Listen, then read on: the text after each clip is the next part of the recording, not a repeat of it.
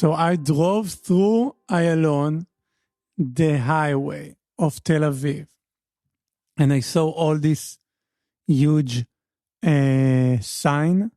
Advertising signs or like Yes. like billboards. Billboards, and they're all full of Israeli flag and like this kind of tagline, like, together we will win. I have something to tell you, people. We lost. Okay? We already lost. If you don't understand that. From when patriotism became like a cool thing. It's like a retro. It's like New Balance shoes. Suddenly everybody is patriotism. Fuck you. What's happened? Like, from where it's come from?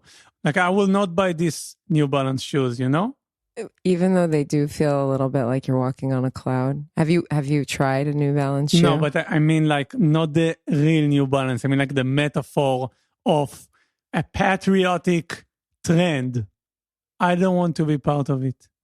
So for anyone that wants to sell patriotism to Dor, just know he's not buying it.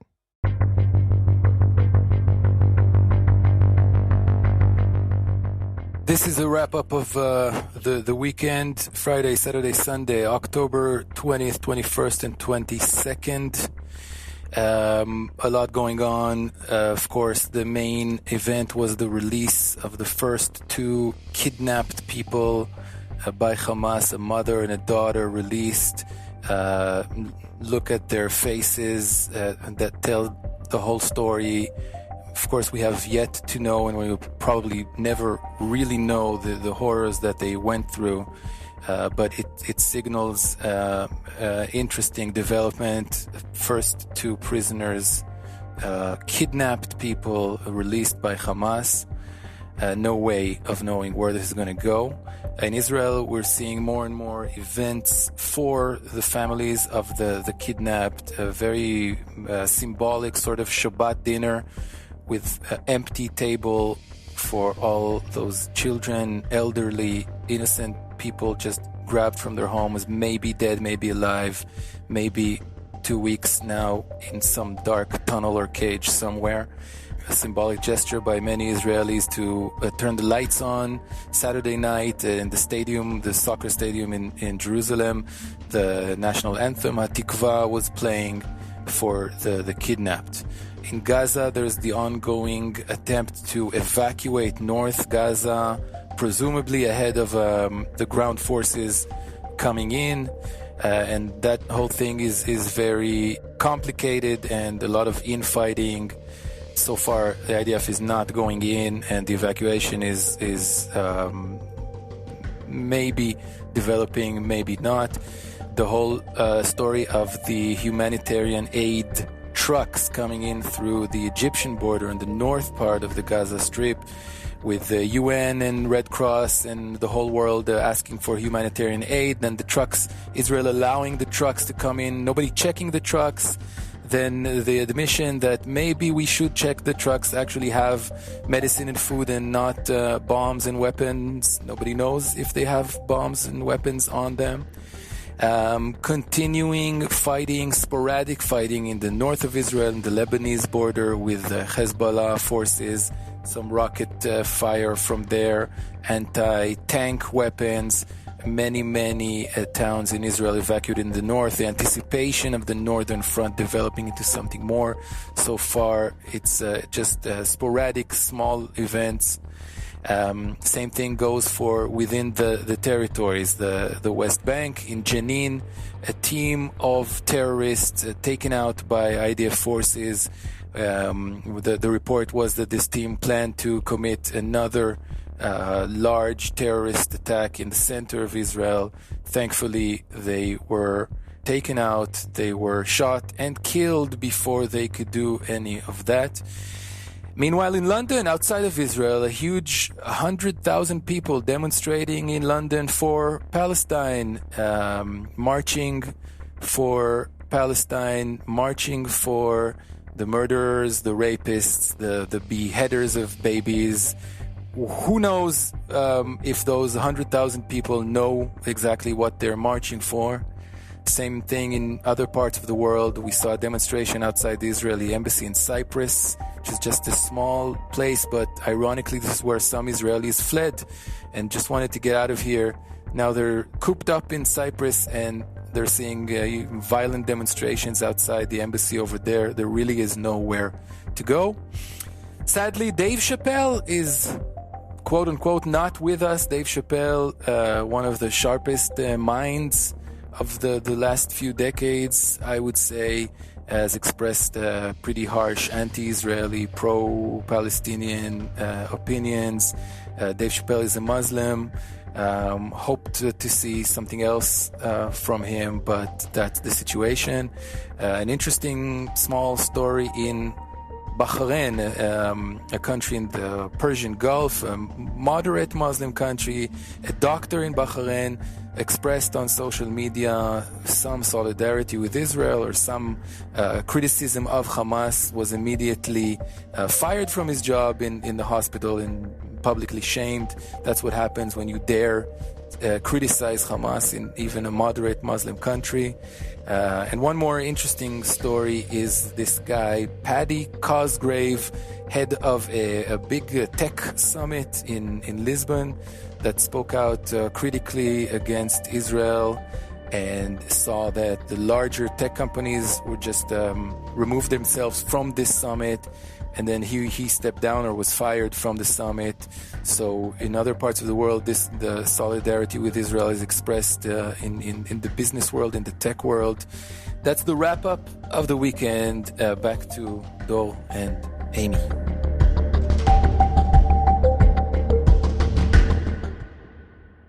I know what I want to talk about, but you told me in the porch or in the balcony, I don't know the difference, don't speak about it.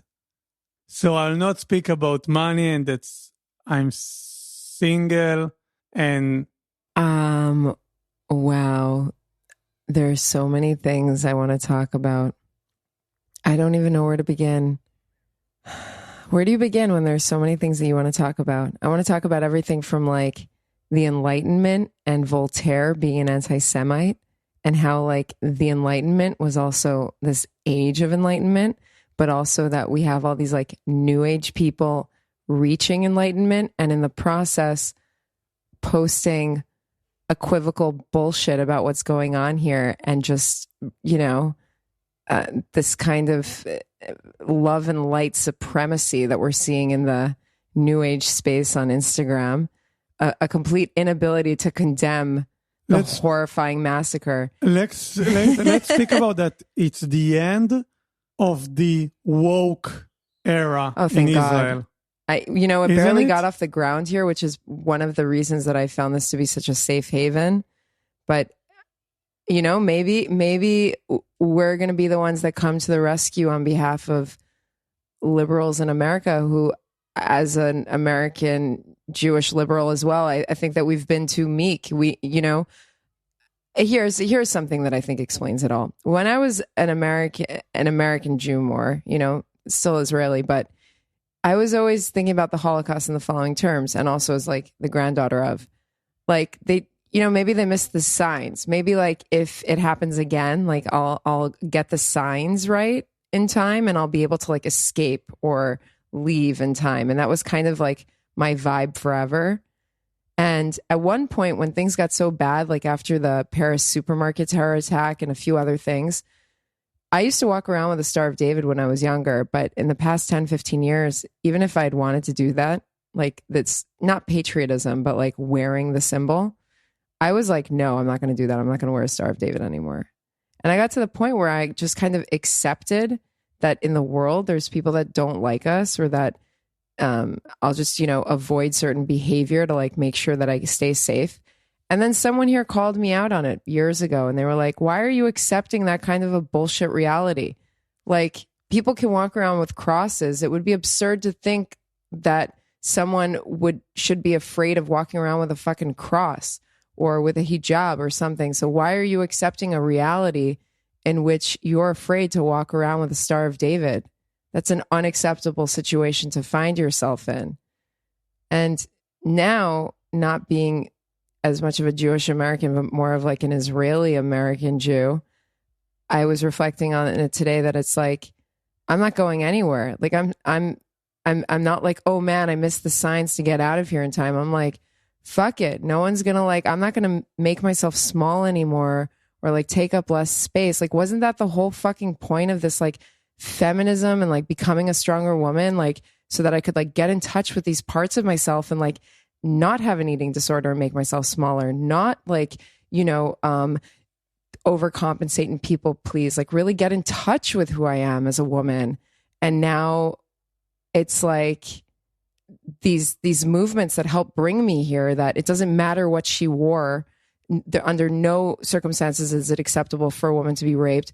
And we believe her even when there's no evidence. And now those currents have completely flipped on their head because we're faced with a rape sentence for Jewish Israeli women, essentially, and for non-Jewish Israelis women that are here. A rape sentence, I'll call it, like a death sentence, that it doesn't matter how good you are, that you deserve that kind of ending. And so maybe the gloves need to come off, because I'm not a punching bag and none of my sisters are punching bags and none of us are going to be punching bags. And whatever's going on right now with the name calling and all this shit, I'm not going to just sit here in a corner and cry and have panic attacks. Like, I'm done. Like, let's do it. Like MMA style. Let's get in the ring, because a lot of people are like doing this pacifist shtick right now. And I wish I had the luxury of just being like, absolutely no war, but there are like actual bad actors going on right now. And I think that it's time to just like kind of boop, boop, like ostrich, like pull the head back out of the sand and just like assess that we're in a crazy situation. And like the lack of condemnation, as infuriating as it is, it's like, thank you so much for making yourselves publicly known, because now we know who our friends are and who like our enemies are. It's just like easier for us to proceed from here. You know what I mean?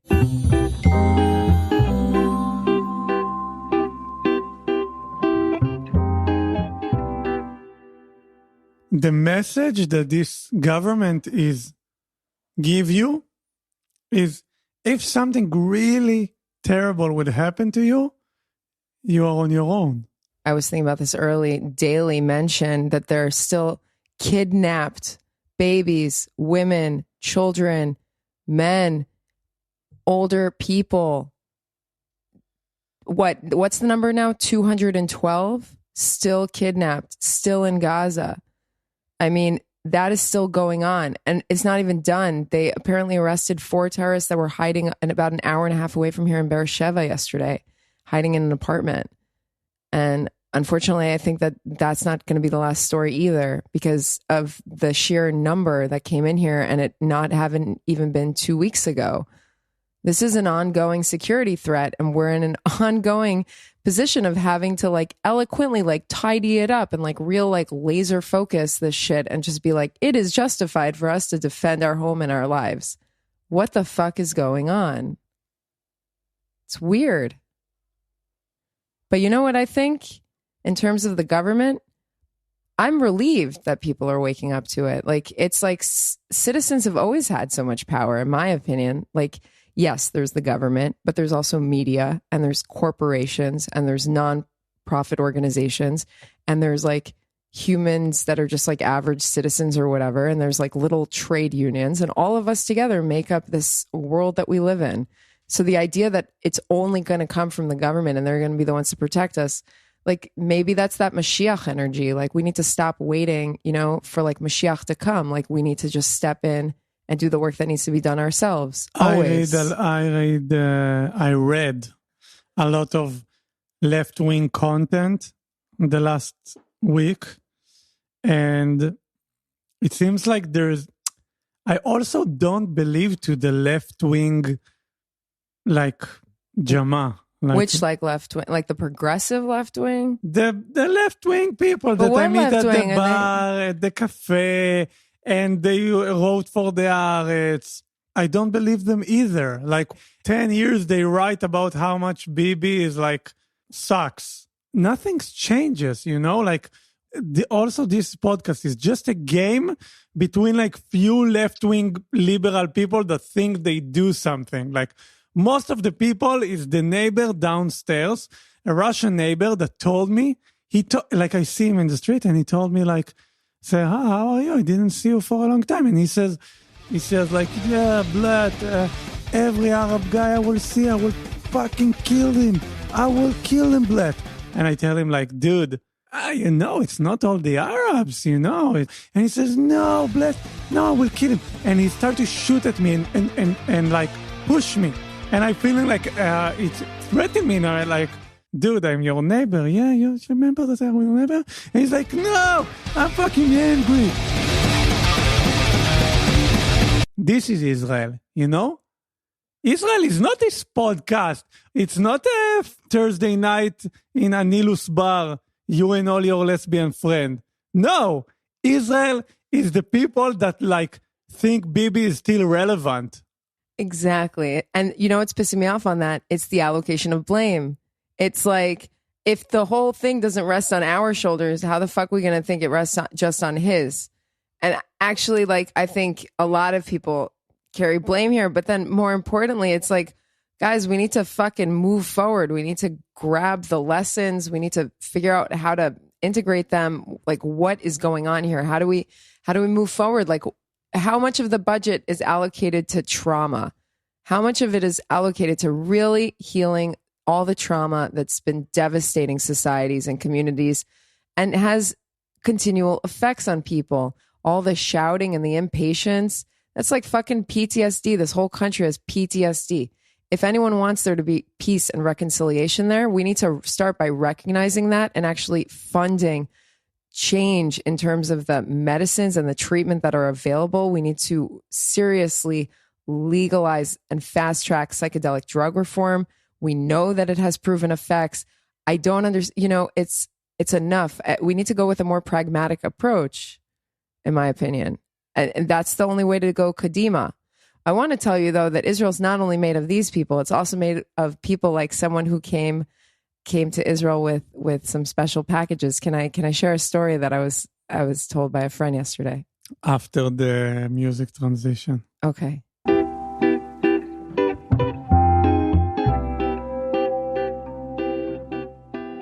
So a friend flew out of JFK to get here yesterday or the day before. And he flew with Halal. And Halal has the security questions. We don't need to get into them. But amongst others questions, they ask, did anyone send anything with you? Like, do you have anything in your suitcase that someone gave you to bring? And this guy in front of my friend goes, yes.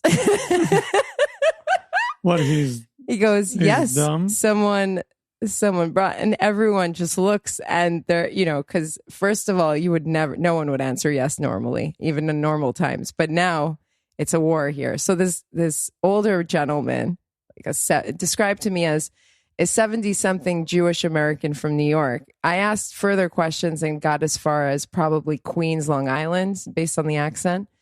Anyway, so this guy says yes. And then the security agent is like, wait, what? Like, what kind of things? And he goes, I don't know, all sorts of things. Lots of people gave me stuff. And they're just like, wait, what? What are you talking about? And he goes, the whole congregation is so worried about Israel. Everybody brought me something. And they're like, and they go, well, what kind of things did they give you? And he goes, I have no idea. Everyone's just so worried sick at the congregation, this like Jewish shul in Queens or Long Island.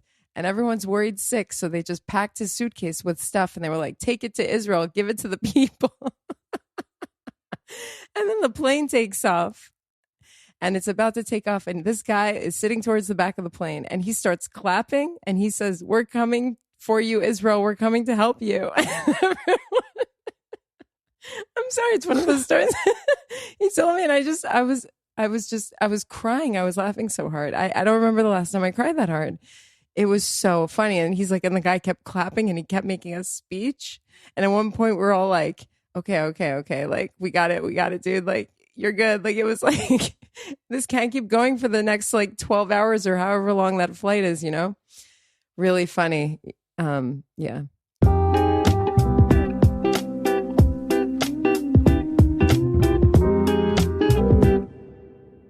What do you think about this podcast? I love it. It's going to change something? I think so. it's going to change my life. I think it already has changed your life. Your English has improved tremendously over the past 16 days. But I want more. Like Ariel and the Little Mermaid? I want more than just like to know the difference between I have been, then I went, you know? Uh-huh. I want more to my life. Are you saying that you have hope for a better future? Yes, if someone hear me in the States, call me, take me. You don't know how much fun you can have with me. It's not just to edit podcasts. Like, I'm this dude that you want with you in the party, you know? This is me. Can you hear me? Hey. Do you I don't know. They don't hear me. They don't hear me. You know, okay. So I was thinking about hope a lot this morning. Not just, you know, people are asking a lot, like, how can they keep having hope in a time like this? Like, it's a really scary time, right? Like, it's like all the weird ideas went wonky. It's like value systems are imploding before our eyes and things are really running off the rails. And it's not just about the horrific massacre that happened here and the extent of it and the infiltration on it. Like, everything is just so, but it's the discourse about it and it's how people are responding. And so people are asking, and I'm seeing this in different places, like, how do I still have hope? And I woke up and I was really thinking about it this morning, you know? I was like, is hope even such a good thing? You know, in the story with Pandora and her box, Pandora's box. Oh, it's a story? I didn't know. It's like the I Greek... think it's just an expression. Oh, no, Pandora. It's a story. It's like a Greek myth. Please tell me. So I'm going to butcher this, but Pandora's like Eve. She's like the first woman. And the first man is punished. There's a whole thing with like fire and the gods and revenge. But there's a box, and the box contains all these evils. And like, they don't know what's in the box, but like, they're told don't open the box. And like, she's told don't open the box. But like, one day she opens the box. And then all this crazy shit flies out into the world. It's like greed and all the terrible evils of the world. And then at the end, she she closes the box, right? Like, everything's like, you open the box and then holy shit, all this like magic, crazy stuff starts flying out and you're shocked for a second. Then she like slams it down, and hope stays in the box. And there's this question about like, well, is hope a good thing or is it a bad thing? And if it stays in the box, like, what does it mean? And our national anthem is Hatikva, hope. And it's this like hope of, you know, coming back into this like land after 2,000 years, like since the expulsion and the destruction of the Second Temple by the Romans, a little bit after Jesus was around, you know, back then. And I think about hope and I don't know if it's such a good thing. I don't think I want hope back. I don't think hope is the thing that's driving me forward through all this chaos. I had a showdown with the synagogue next door yesterday. I went home and I saw them coming out of prayer, and I was like, hey, can I get a copy of the key to the synagogue? Because Rachamim over there, like the neighbor, doesn't want to open the synagogue during air raid sirens. He barely wants to leave his like crumbly house. And he says he doesn't want to, you know, not to worry because the Messiah is coming. So it like keeps him in his crumbly house and kind of passive and inactive.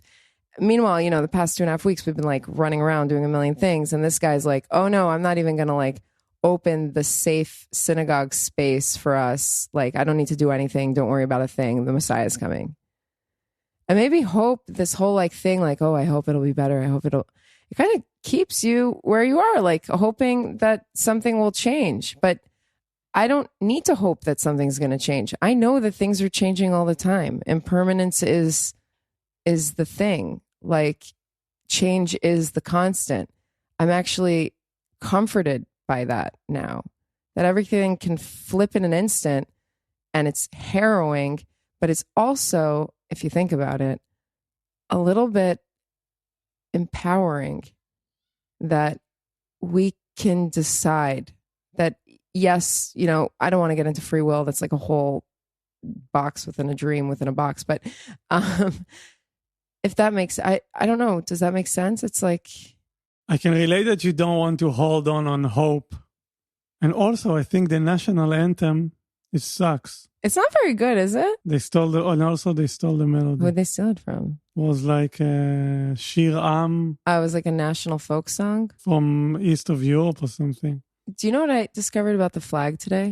That you know those like 2 bars of blue? Like it's also a prayer shawl tallis vibe, but it's also like the Exodus, like through the Red Sea, you know, when we're like leaving Egypt. And so it's kind of a symbol of like walking through the waters, the parted waters. So I'm not just improve my English, my Israeli tradition. Heritage. We love a good like heritage. #heritage. Our heritage.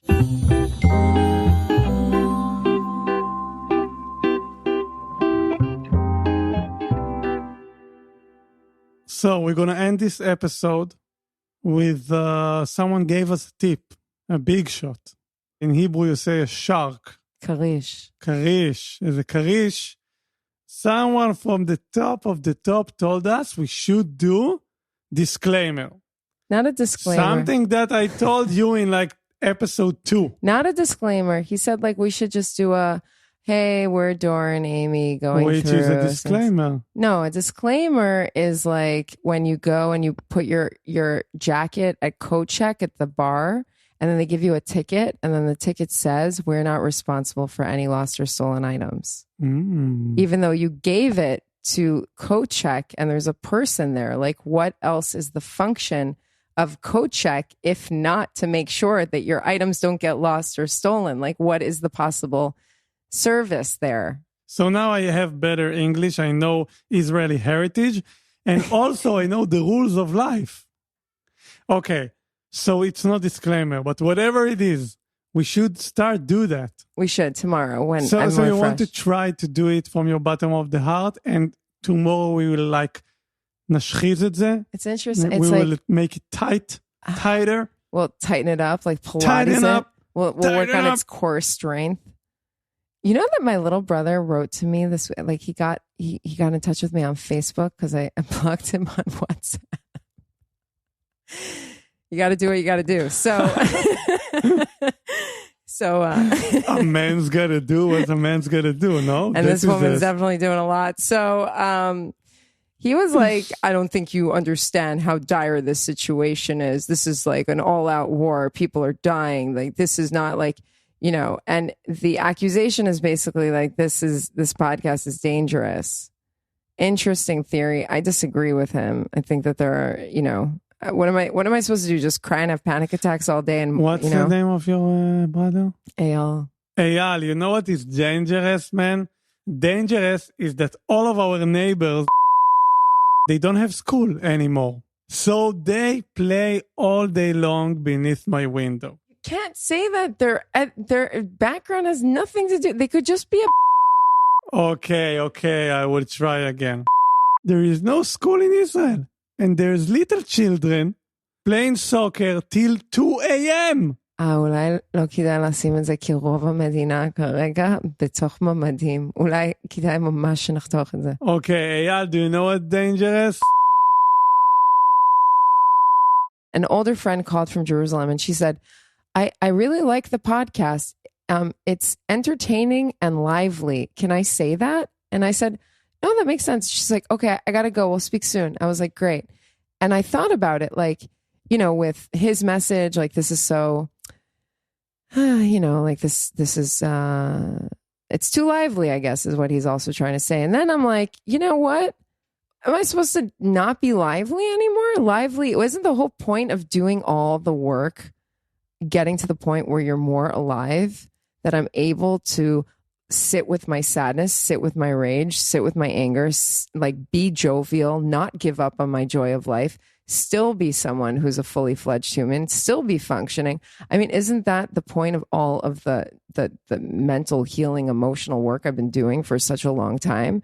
I don't want to be less alive. The whole point of staying alive isn't just to be surviving. I want to be fucking living.